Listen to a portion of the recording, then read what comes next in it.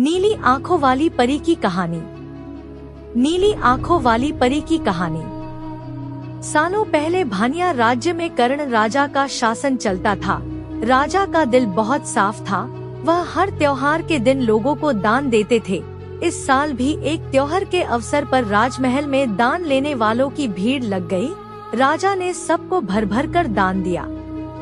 अंत में कमर को झुकाते हुए एक महिला राजा के पास दान लेने के लिए पहुंची, लेकिन तब तक राजा के पास दान देने के लिए कुछ भी नहीं बचा। राजा ने तुरंत अपने गले से हीरे का हार निकालकर उस महिला को दे दिया। वह महिला राजा के सिर पर हाथ फेरते हुए आशीर्वाद देकर चली गई। अगले दिन राजा अपने बगीचे में बैठकर सोच रहे थे कि मेरे जीवन में एक पुत्र की कमी है। भगवान ने मुझे सब कुछ दिया, लेकिन पुत्र सुख पता नहीं क्यों नहीं दिया। तभी राजा के गोद में आकर एक आम गिरा। राजा इधर उधर देखने लगे। उनके मन में हुआ कि आखिर यह आम मेरी गोद में आया कैसे। तभी कुछ देर बाद उन्हें बहुत सारी परियां दिखीं। उन सभी परियों में से एक नीली आंखों वाली परी राजा के सामने आई और बोलने लगी कि इस आम को अपनी पत्नी को देना। यह आम तुम्हें पुत्र रत्न देगा। इसे खाने के 9 महीने बाद ही तुम्हारी पत्नी माँ बन जाएगी। वैसे तुम्हारे भाग्य में पुत्र सुख तो नहीं है, लेकिन तुम दिल के साफ हो और बहुत दानी हो, इसलिए तुम्हें यह सुख मिला है। बस यह सुख तुम्हें सिर्फ 21 साल तक मिलेगा। जैसे ही तुम्हारे बेटे की शादी होगी, उसकी मौत हो जाएगी। राजा ने दुखी मन से नीली आंखों वाली परी से पूछा, क्या इसका कोई उपाय नहीं है? परी ने कहा, राजन, कल मैं कमर झुकाते हुए एक साधारण महिला के रूप में तुम्हारे दरबार में दान लेने के लिए आई थी। कहानी में और आगे बढ़ने से पहले आप प्लीज चैनल को सब्सक्राइब कर दो। यदि यह वीडियो लड़की की होती तो सभी चैनल को सब्सक्राइब करते। आप सभी से हाथ जोड़कर विनती है कि आप प्लीज चैनल को सब्सक्राइब कर दो। देखो, जो माला तुमने मुझे दी थी वो मेरे गले में है। तुम्हारे इसी कर्म और दूसरों की मदद करने की भावना के कारण मैं तुम्हें पुत्र का आशीर्वाद देने के लिए आई हूँ। लेकिन तुम्हारा बेटा 21 साल से ज्यादा नहीं जी पाएगा। फिर भी तुम उसकी मौत होते ही उसे एक संदूक में डाल देना। उसके बाद संदूक में 4 दही के घड़े रखना और बीच जंगल में लाकर छोड़ देना। इतना कहकर नीली आंखों वाली परी वहाँ से ओझल हो गई। राजा ने महल जाकर सारी बात अपनी पत्नी मैत्री को बता दी और उसे आम खाने के लिए दिया। राजा की पत्नी ने आम खाने के ठीक 9 महीने के बाद एक पुत्र को जन्म दिया। बेटा होने की खुशी में राजा ने बहुत बड़ा जश्न रखा। जश्न के बाद बेटे का नाम देव रखा गया।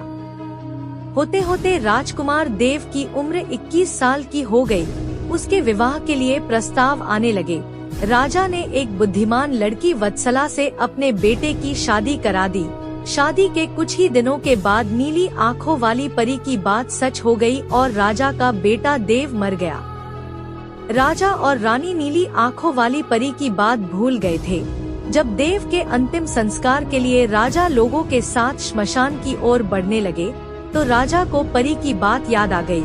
तुरंत राजा ने सबको एक बड़ा सा संदूक और 4 दही के घड़े लाने के लिए कहा। संदूक आते ही राजा ने भारी मन से अपने बेटे को उसमें डाला और दही के 4 घड़े भी रख दिए। उसके बाद राजा ने अपने सैनिकों की मदद से उस घड़े को घने जंगल के बीच में रख दिया। वहाँ से लौटने के बाद राजा का मन किसी काम में नहीं लगा। कुछ समय बाद देव की पत्नी अपने मायके चली गई। समय बीता और देव की मृत्यु को 1 साल हो गया। देव की पत्नी वत्सला के घर एक बूढ़ा आदमी खाना मांगने के लिए पहुंचा। उसने बड़े प्यार से उसे खाना खिलाया। खाना खाने के बाद उस भिखारी ने अपना हाथ धोने के लिए दूसरे हाथ की मुट्ठी खोली। तभी वत्सला ने उस मुट्ठी में अपने पति देव की सोने की चेन देखी। वत्सला ने तुरंत भिखारी से पूछा, आपको यह चेन कहाँ से मिली? यह मेरे पति की है, जिन्हें संदूक में बंद करके जंगल के बीच में रखा गया था। भिखारी ने डरते हुए कहा, हाँ, मैंने यह चेन उसी संदूक से निकाली है। वत्सला ने कहा, आप डरिए मत, मैं सिर्फ उस जंगल तक जाना चाहती हूँ। जहाँ मेरे पति का संदूक रखा है। वत्सला तेजी से भिखारी के साथ जंगल तक पहुँची। घने जंगल से पहले ही भिखारी वहाँ से चला गया। फिर वत्सला अकेले अपने पति के संदूक को ढूंढने के लिए निकल पड़ी। वहाँ जाकर उसने अजीब सी चीजें देखी। उस संदूक के पास बहुत सारी परियां थी। वत्सला पेड़ के पीछे छुपकर उन्हें देखने लगी। वत्सला ने देखा कि सारी परियों के बीच से एक नीली आंखों वाली परी आई और उसने संदूक में एक लकड़ी देव के मृत शरीर के सिर के पास और एक पैर के पास रखी। तभी देव संदूक से बाहर निकल आया।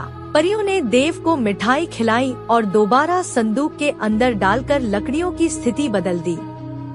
रोज रात को नीली आंखों वाली परी इसी तरह से देव को संदूक से बाहर निकालती और फिर उसी में भेज देती थी। वत्सला डरते हुए उसी जंगल में फल खाकर 3 से 4 दिन तक यह सब देखती रही। एक दिन वत्सला ने भी संदूक खोलकर नीली आंखों वाली परी की तरह ही लकड़ी की स्थिति को बदला। तभी देव संदूक से बाहर निकल आया। देव ने जैसे ही अपनी पत्नी को देखा, वह हैरान हो गया। देव कुछ बोल ही रहा था कि अचानक वत्सला बोल पड़ी, मैं आपको इस जंगल में इस स्थिति में रहने नहीं दूंगी, आपको मेरे साथ चलना होगा।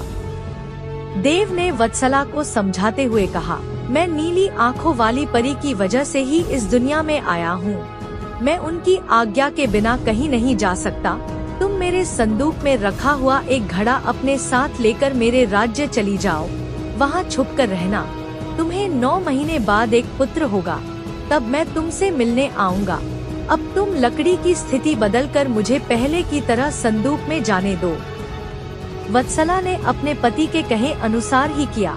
सबसे पहले संदूक में पति को भेजा, फिर वह दही का एक घड़ा लेकर रूप बदलने के बाद राजमहल पहुंची और रानी को चिट्ठी भेजकर रहने के लिए जगह मांगी।